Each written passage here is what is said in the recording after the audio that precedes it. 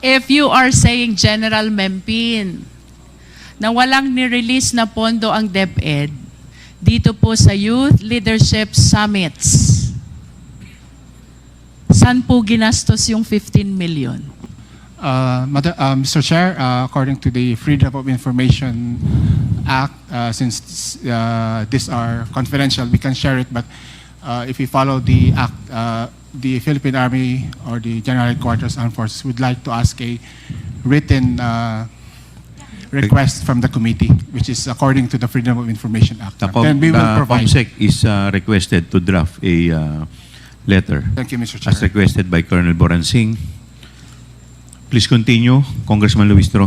Mr. Chair, I wish to direct the next question to Lieutenant Sangdaan. Lieutenant, kindly occupy one of the seats.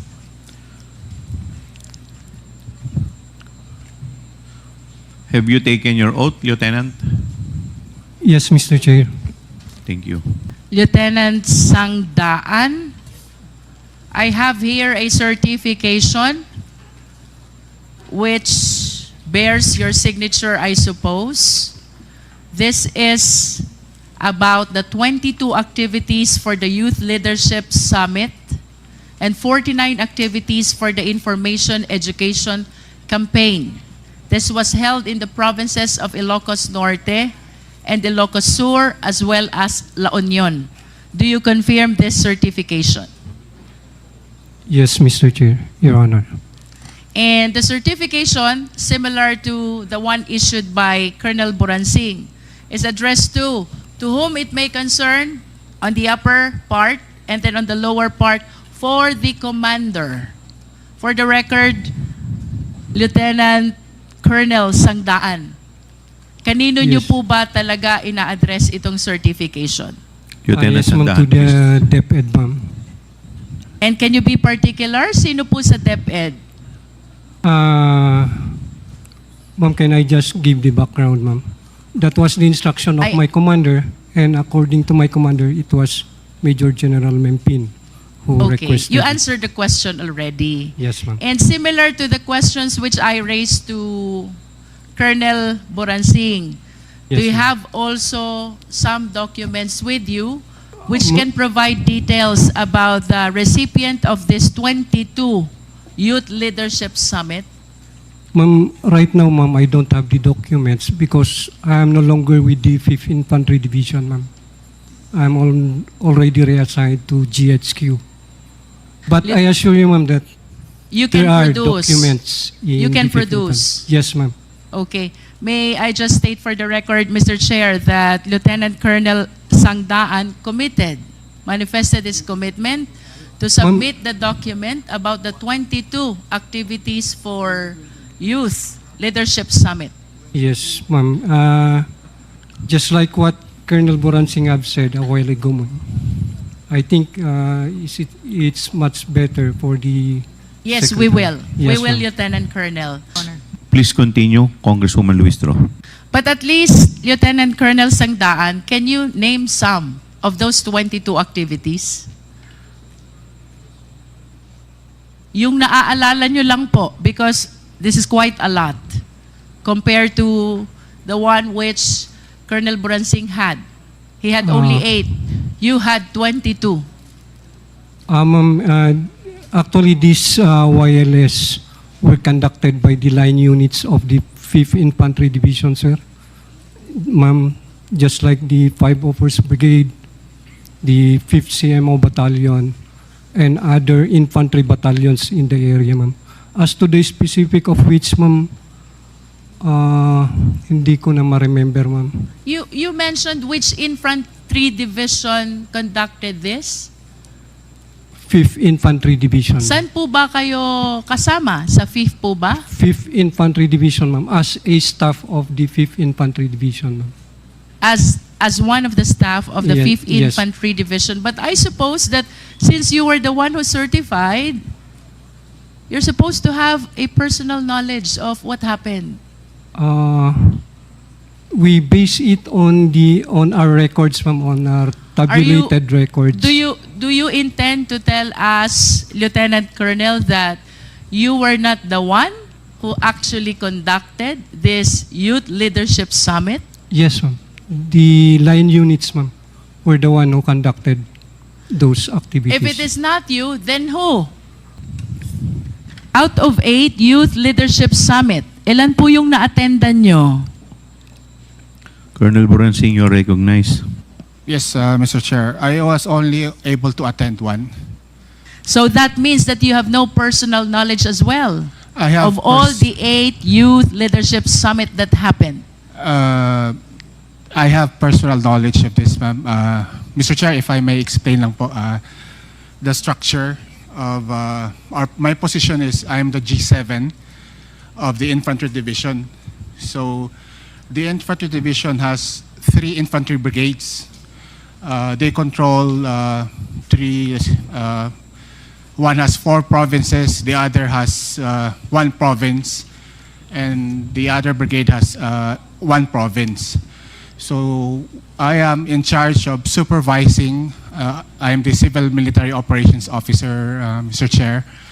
So I closely monitor, we all closely monitor the program of the Youth Leadership Summit to ensure that it is multi-stakeholder and it fits the objectives of the program. So we have personal knowledge. We can't go around in each barangay, but they have, since we used budget from the Philippine Army, we have after-activity reports, fund utilization reports, pictures, and documentations. And we have to ensure this because we have a yearly inspection from higher headquarters. So we may not have been there, but we have personal knowledge. We are the program managers of this. You mentioned a while ago, Colonel Boransing, Yes. you were using the fund of the Philippine Army. You confirm that? Yes, Mr. Are you sure? Yes, sir. Yes, Mr. Chair. For the 8 YLS Yes, that Mr. were Chair. conducted, you used the fund of the Philippine Army. For our participants, we used the Philippine Army.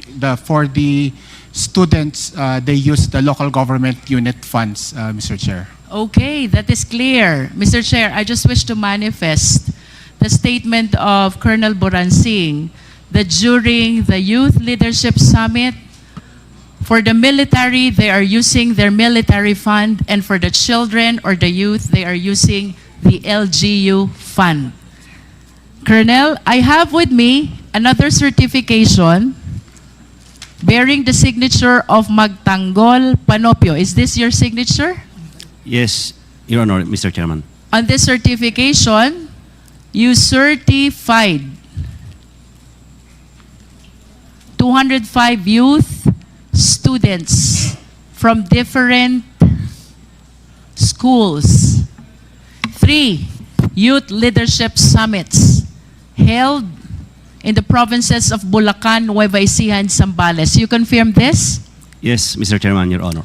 And similar to my question to Colonel Boransing and the other Lieutenant Colonel, nakalagay po sa certification nyo, to whom it may concern, to sa taas, sa baba, for the commander.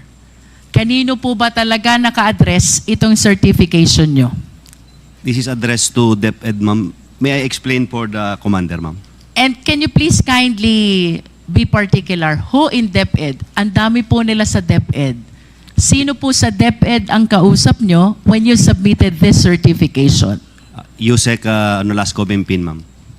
That's Yusek Mempin. Okay. Lieutenant Colonel, tanungin ko lang po yung pagdating sa expenditure. Do you confirm the statement of Colonel Boransing? Kanya-kanya ng gastos lahat ng opisina.